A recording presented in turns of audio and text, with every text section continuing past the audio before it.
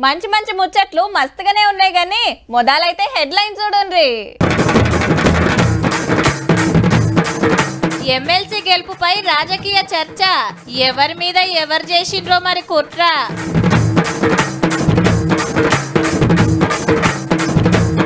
పోయి రాసిన దగ్గుబాటి సారు, చంద్రన్న నవ్వులు జోరు.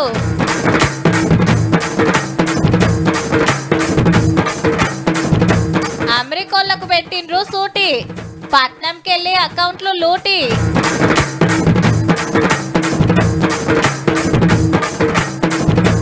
తిరుపతి కొండ మీద వడప్రసాదం, అన్నదానంలో పెడుతుండ్రు దినం.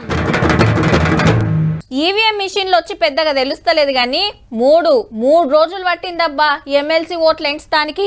సోమవారం పొద్దుగాల షురూ చేస్తే నిన్న రాత్రి కొడిచింది బ్యాలెట్ ఓట్లు. మరి ఈవీఎం అయితే పెట్టెలు తెరిచి కట్టుకొత్తంగానే మధ్యాహ్నం వరకు తెలిసిపోతుంది. కానీ అట్లా కాదాయే, కట్టెలు కడటానికే గంటల కమానం పట్టింది. మొదటి ప్రాధాన్యత ఓటని, రెండో ప్రాధాన్యత ఓటని ఎంచుకుంటా పోతే గప్పుడు తెలియంది రిజల్ట్. ఎమ్మెల్సీ ఓట్లు లెక్క పెట్టుడు వచ్చింది. బీజేపీ 2, ఇండిపెండెంట్ ఒకరు గెలిచిండ్రు. కాంగ్రెస్ ఖాతా తెరవలేదు. ఇటు వెనకమల రాజకీయ రచ్చ నడుస్తున్నది. ఇటు బీజేపీ, అటు కాంగ్రెస్. ఇండియా పాకిస్తాన్ మ్యాచ్ అయింది, భారత్ గెలిచింది, విజయం సాధించడం. కాంగ్రెస్ పార్టీ ఓటమి, వాళ్ళకు రంజాన్ గిఫ్ట్ ఇస్తున్నాం, పండుగ వేసుకోండి కాంగ్రెస్ పార్టీ వాళ్ళు. ఇండియా పాకిస్తాన్ మ్యాచ్ లెక్క చూస్తున్నామో రంజాన్ గిఫ్ట్ అనడము అంటే ఆయన రాజకీయ అవగాహనకు, ఆయన క్వాలిటీ ఆఫ్ పాలిటిక్స్ కు అద్దం పడతా ఉంది. ఇలా డబ్బుల సంచులకు ధీటుగా ఓట్ల డబ్బాలు విజయం సాధించినాయి. కౌంటింగ్ లో ఇండిపెండెంట్ అభ్యర్థి రెండవ ఓటు అంతా కూడా భారతీయ జనతా పార్టీకే పడ్డది. సో ఇది స్పష్టంగా వారితో అవగాహన ఒప్పందం, రాజకీయ ఒప్పందం చేసుకున్నారు. ఈవీఎంలలో స్కామ్ జరుగుతున్నది, భారతీయ జనతా పార్టీ ఇది చేస్తుంది అది చేస్తుంది మాట్లాడే రాహుల్ గాంధీ గారు బ్యాలెట్ ద్వారా గెలిచినాం, దీనికి కాంగ్రెస్ పార్టీ ఏమి సమాధానం చెప్తారో స్పష్టం చేయాలి. బ్యాలెట్ బ్యాలెట్ బ్యాలెట్ బ్యాలెట్ ద్వారా నరేంద్ర మోడీ గారు గెలిచింది ఇక్కడ. కేసీఆర్ గారు ఉన్నారు, హరీష్ రావు గారు ఉన్నారు, కేటీఆర్ గారు ఉన్నారు. వీళ్ళందరూ ఉన్న నియోజకవర్గంలో పోటీ చేయకుండా ఉండడం అనేటువంటిది భారతీయ జనతా పార్టీ గెలుపుకు దోహదపడడానికి, కేంద్రంలో మేము సహకరిస్తున్నాము అని చెప్పడానికి మాత్రం జరిగినటువంటి ఎన్నిక ఇది. ఇలా భారతీయ జనతా పార్టీని ఓడగొట్టడానికి బీఆర్ఎస్, కాంగ్రెస్ 2 ఒకటనేయి లోపాయికారి ఒప్పందం కుదుర్చుకొని Bharatiya Janata party, TRS party కలిసి ఎన్నికల్లో కాంగ్రెస్ ను ఓడగొట్టడానికి ఐక్యమై కుట్ర చేసినాయని తెలంగాణ ప్రజలు గమనించాలి. డబుల్ ఇంజన్ సర్కార్ వస్తేనే ఈ రోజు తెలంగాణ ఉద్యమకారుల ఆకాంక్షలు నెరవేరుస్తాం. మా పర్ఫార్మెన్స్, మా స్కీమ్స్ వచ్చే 4 ఏళ్లలో చూస్తారు. వచ్చేది కూడా కాంగ్రెస్ ప్రభుత్వమే రాష్ట్రంలో. ఆ 2 పార్టీలు కుట్ర చేసినాయని బీజేపీ, ఈ 2 పార్టీలే కుట్ర చేసినాయని కాంగ్రెస్. ఎవరి మాట ఎట్లున్నా ఎమ్మెల్సీ ఓట్లకు దూరం ఉన్న కారోళ్ళు అయితే సపోర్ట్ లేదు పో.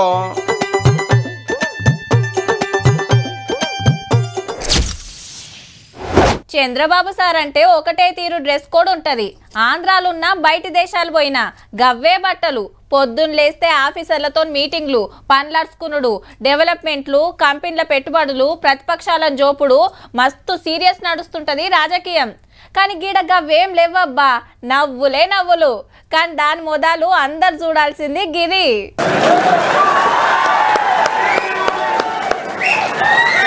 వారేవా, సడ్డకులిద్దరు గట్టిగా అమురుకున్నారు. ఇటు ఆంధ్ర సీఎం చంద్రన్న, అటు పాత మంత్రి దగ్గుబాటి వెంకటేశ్వరరావు సారు.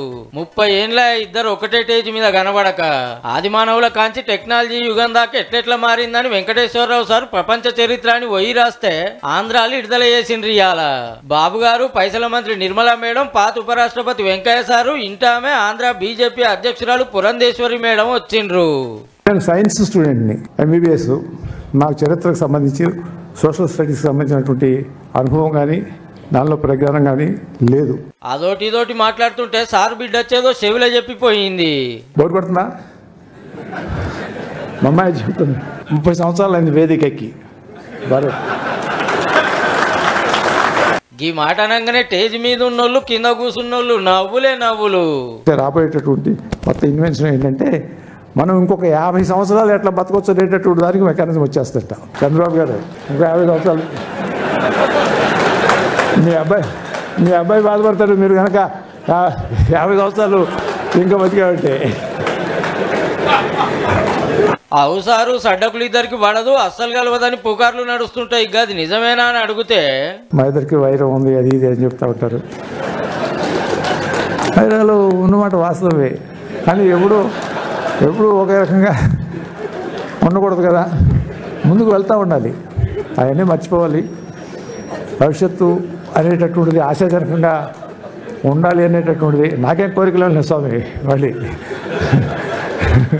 నేను వదిలేశాను, నేను హ్యాపీగా ఉన్నా. ఇక బాబు గారు మైక్ అందుకొని అన్నతోని కలిసిమెలిసి ఉన్న రోజులు కొత్త ముచ్చట్లు చెప్పిండు.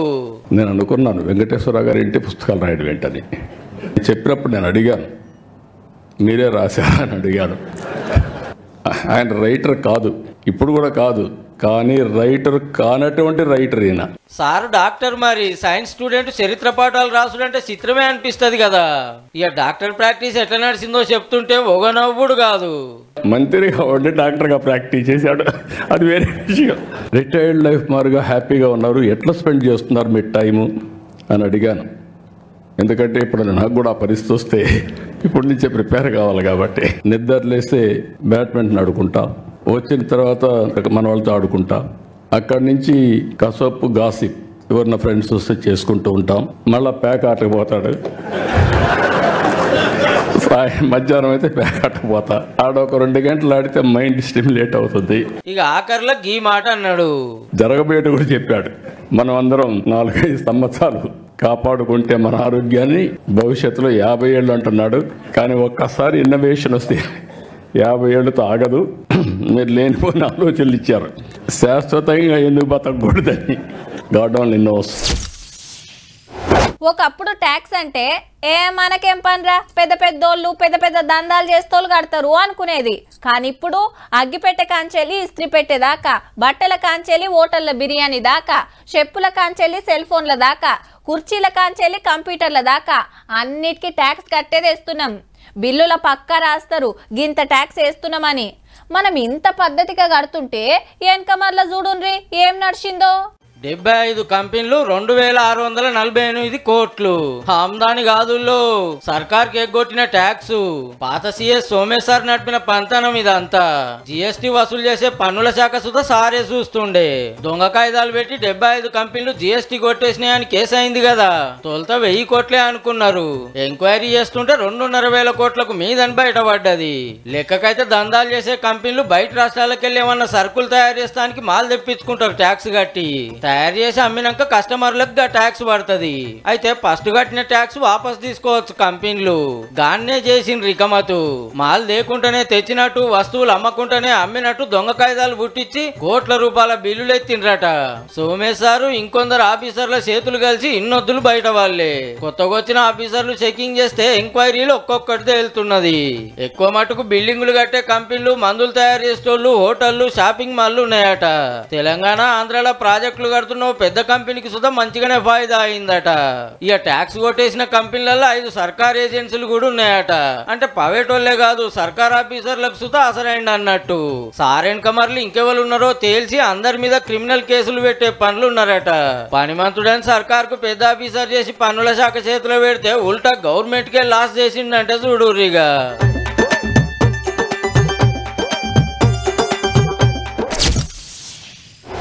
ఇండ్లు, బండ్లు, దుకాణాలు, ఏటీఎంలు, బ్యాంకులు, పర్సులు, చైన్లు ఇట్లా ఏది కొట్టేయాలన్నా టైం చూసుకొని డ్యూటీలకు ఎక్కాలి, వెనకేమటి ఫాలో కావాలి. కానీ గది మాత్రం అట్లా కాదుల్లా. ఏడికోవాల్సిన పని లేదు, ఎక్కువ కష్టపడాల్సిన అవసరం లేదు. చల్లగా ఏసీలో కూసున్న కాంచెలే కమాయించవచ్చు. ఆవు సైబర్ దొంగలే ఇన్నొద్దులు పక్క రాష్ట్రాలకి వెళ్ళొచ్చి పట్నం పబ్లిక్ తాన కొట్టేస్తే ఇక ఇప్పుడు ఇంకింత అప్డేట్ అయినరు. సీదా ఎవరికి సూటి పెట్టిండ్రంటే, వరెవ్వా టాలెంట్ అంటే మనోళ్ళదే. హైదరాబాద్ నుండి అమెరికోల పర్సులు ఖాళీ చేస్తున్నారు. హైటెక్ సిటీ ఏరియాలో ఓ ఫేక్ కాల్ సెంటర్ తెరిచి అమెరికోలకు ఫోన్లు చేసి అకౌంట్లు ఉడుస్తున్నారట. గ్యాంగ్ అసలు పెబ్బ దుబాయ్లో ఉంటే హైదరాబాద్ లో ఒక అక్క టీం లీడర్ గా పని నడిపిస్తుంది. రాత్రి 8 గంటలకెళ్ళి తెల్లంజామున 4 దాకా నడుస్తుంది. ఎందుకంటే ఈడ రాత్రి టైం అంటే అమెరికోళ్లకు పగలన్నట్టు. మనోళ్ళు నిద్రగాసి వాళ్ళకు ఫోన్లు చేసి ఆ టెన్క వాళ్ళకు నిద్ర లేకుండా చేస్తున్నారు. ఈ కాల్ సెంటర్లో పనిచేస్తోళ్ళంతా ఉత్తర భారతంకి వెళ్ళి వచ్చినోళ్లే. మంచిగా ఇంగ్లీష్ మాట్లాడు వచ్చిన వాళ్ళని తీసుకొని తెల్లోళ్ళని పరిచయం చేస్తున్నారు. గది ఎట్లా అంటే that they were impersonating as customer care executive of PayPal. PayPal is an American based payment gateway. They were sending either phishing emails or making fake calls. గదన్నట్టు అకౌంట్లకు వెళ్ళి పైకం కట్ అయినట్టు ఉత్తుత్తి మెసేజ్లు పంపి బ్యాంక్ వెళ్ళి ఫోన్ చేస్తున్నట్టు నమ్మించి అకౌంట్ వివరాలు మొత్తం గుంజుతున్నారు. ఆ టెన్క పైకం ఊడుస్తున్నారు. ఇంట్లో పనిచేస్తోళ్ళు ఒక్కరు రోజుకు 60 ఫోన్లు చేయాలని టార్గెట్ పెట్టిండ్రట. ఇప్పటికీ తెల్లోళ్ళ దగ్గర ఎన్ని కోట్ల డాలర్లు గుంజిండ్రో గాని మన పోలీసులకు మతలబ్ తెలిసి 63 మందిని అరెస్ట్ చేసిండ్రు. వెనక మళ్ళా అస్సలోళ్ళు ఇంకా దొరకలే. కానీ అమెరికోళ్ళంటే తెలివిలా దునియా దేశాలకే పెద్దన్న లెక్క. వాళ్ళను సుతా అల్కగా మాయ చేసిండ్రంటే మనోళ్ళ దిమాక్లకు మొక్కాలేపో.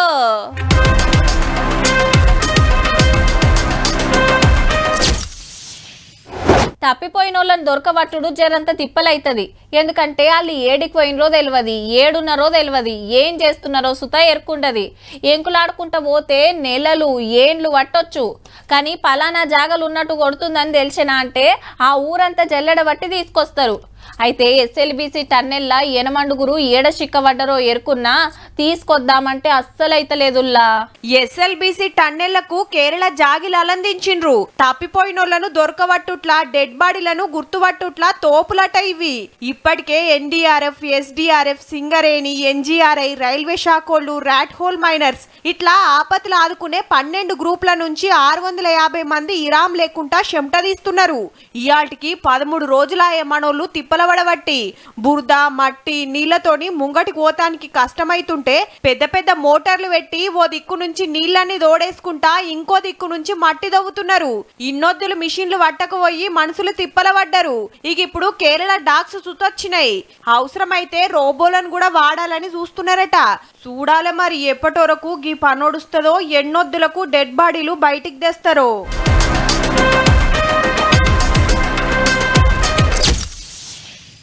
ఇప్పుడు ఒకటే కూరతోటి అన్నం తినదానికంటే 2-3 తీర్ల కూరలుంటే ఓ ముద్ద ఎక్కువ తింటారు. శుభకార్యాల కాడంటే ఓ 3-4 తీర్ల కూరలు వండుతారు. ఇంత చారు, సాంబారు, ఇంత పెరుగు పోస్తారు. ఆకర్ల పెడితే ఓ స్వీటు లేదంటే ఐస్ క్రీము. కొందరు స్వీట్ పాన్లు సుతా ఇస్తుంటారు. కానీ అన్నదానాల కాడ ఇవన్నీ ఉండేవి. ఏదో వాళ్ళకి దోషింది పెడతారు. పోవాలే, తినాలే, రావాలే. కానీ ఈ కాంచెల్లి గిడట్లుండదుల్లో.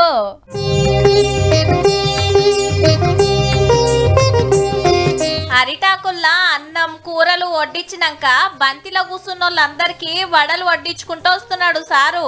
ఏడనుకుంటున్నారు? తిరుపతి ఎంకన్న గుడిలా భక్తులకు నిత్యాన్నదానం చేస్తుంటారు కదా, ఇయాల్టి సంధి వడలు సుతా పెడుతుండ్రు. బువ్వల ఉత్త కూరలే కాకుండా అందరు కాయలు చేసేటి ఇంకేమన్నా పెడితే బాగుంటదని గుడోళ్ళు సర్కారుకు చెప్తే సరే అన్నారట. మొదలు వడలు దేవుని కాడ పెట్టి పూజలు చేసినాక వడ్డించుడు షురూ చేసిండ్రు. కమ్మగున్నాయని భక్తులది చిన్న మురిపేం కాదు, ఒక్కనాడు కాదుల్లో దినం పెడతారట. ఈ రోజు నుంచి 35,000 మందికి వడలు సప్లై చేయాలని అనుకుంటున్నాం. నెల కిందటనే ట్రయల్ రన్ చేసి రోజుకు 5,000 మందికి వడ్డించిండ్రు. ఇక ఇప్పుడు మాస్టర్లను వడ్డించేటోళ్లను పెట్టిండ్రట. ఈ కాంచెల్లి తిరుపతికి పోయినోళ్లకు కంటి నిండా దేవుని దర్శనం, కమ్మటి వడ ప్రసాదం దొరుకుతుందన్నట్టు.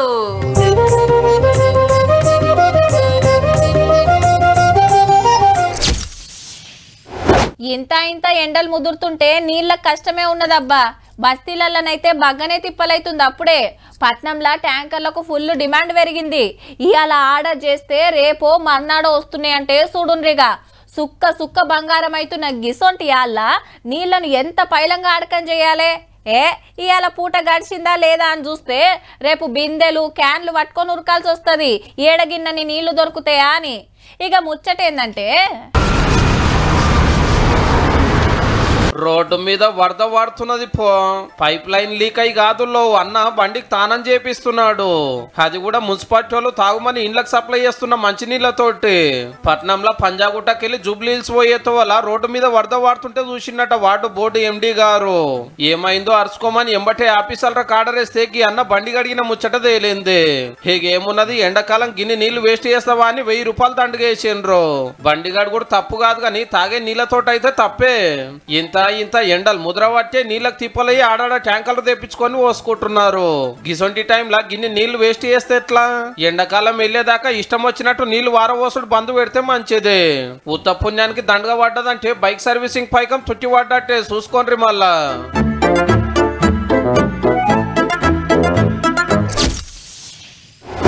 ఎవరన్నా బాకీ ఉన్నారనుకో ఓ పార అడుగుతారు, రెండో పార అడుగుతారు. వాయిదాల మీద వాయిదాలు పెట్టి తిప్పుతుంటే 4 గుట్లకు పిలిపిస్తారు.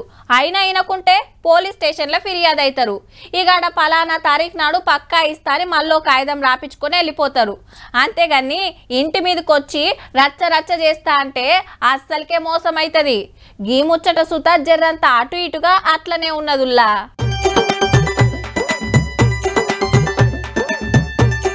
ఫోన్ మాట్లాడి జేబులో పెట్టుకొని బండిని ఒక్క నూకుడు నూకితే దెబ్బకే కింద పడ్డది. ఆగరో ఇటొచ్చి బండిని కింద పడేసిండు. గీ అన్న ఆపుతాడేమో అనుకుంటే ఆయన సుత బండి లావట్టి అవతలెత్తేసిండు. వీళ్ళొచ్చి ఆగుండ్రన్నా అని ఎంత బతిన్లన్నా అస్సలు ఇంటలేరు. బండ్లన్నీ పొరక చేసిండ్రు. మొత్తం సీల్ బండ్లే. ఖమ్మం జిల్లా పెనుబల్లిలా ఓ బైక్ షోరూమ్ కొచ్చి గీ తీర్ల రచ్చ చేసిండ్రు. 2 తండ్రి కొడుకులట. వీళ్ళకు సుత పెద్ద బైకుల షోరూమ్ ఉన్నది. మున్పు ఆళ్ల తన నుంచే బైకులు తెచ్చేదట. ఈ నడుమ పోతలేరు. మళ్ళా ఈ షోరూమ్ వాళ్ళు ఇన్నన్ని పైసలు ఇచ్చేది ఉన్నదట. అటు బండ్లు కొంటలేరు, ఇటు పైసలు ఇస్తలేరు. ఏంది సంగతని షోరూమ్ కొచ్చి బండ్లన్నీ ఎత్తేసిండ్రన్నట్టు. ఏదన్నుంటే కూర్చొని మాట్లాడుకోవాలి, లేదంటే స్టేషన్ కు పిలిపియాలి. అంతేగాని ఉత్త పుణ్యానికి బైకులు ఎత్తేస్తే ఏమొస్తుంది కాక? వాళ్ళు ఎంత పైకం ఇయ్యాలనో గాని మీరు చేసిన నష్టానికి ఉల్టా కట్టాల్సి వస్తుందేమో చూసుకోండి.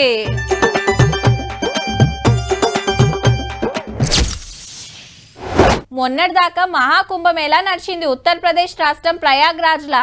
నెలన్నర రోజులు సాగితే దేశం నుంచే కాదు బయటి దేశాల నుంచి సుతా భక్తులు బగ్గొచ్చిండ్రు త్రివేణి సంగమంలో పుణ్యతానాలు చేస్తానికి. అట్లనే మన తాన తెలంగాణ కుంభమేళాగా పేరుపోయిన మేడారం చిన్న జాతర 4 రోజులు సాగితే నెల రోజుల ముందు నుంచే మొక్కులు పెట్టిండ్రు భక్తులు. ఇప్పుడు భక్తులందరూ గీడికి పోతానికి తయారైతుండొచ్చు. అమర్నాథ్ యాత్ర చాలుగా పోతున్నది. జూలై 3 తారీఖుకెళ్లే జమ్మూ కాశ్మీర్ రాష్ట్రంలో 12,756 అడుగుల ఎత్తు మీద హిమాలయాల్లో ఉంటది అమర్నాథ్ గుడి. గుహలోపట మంచులింగాన్ని దర్శించుకుంటానికి 17 లక్షల మంది పోతుంటారు భక్తులు. దేశంలో ఉన్న 51 శక్తి పీఠాలల్లో ఇదొకటి. ఆగస్టు 9 తారీఖు దాకా నెల రోజులు సాగుతుంది యాత్ర. ఏడాదంతా మంచుతోని గప్పుంటది. మరి ఈలుని బట్టి 20 రోజుల కాంచి 2 నెలల దాకా దర్శన భాగ్యం కల్పిస్తారు. అటెన్కా మొత్తం బందే. యాత్రకు అన్ని సౌలతులు వేస్తున్నాం అనుకొచ్చిండు Kashmir lieutenant governor Manoj Sinha sir. ఇంకో 4 నెలలు ఉన్నది కాబట్టి పోవాలని కాయిషున్నోళ్ళు ఇప్పటికాంచే ప్లాన్ చేసుకోండి. మరి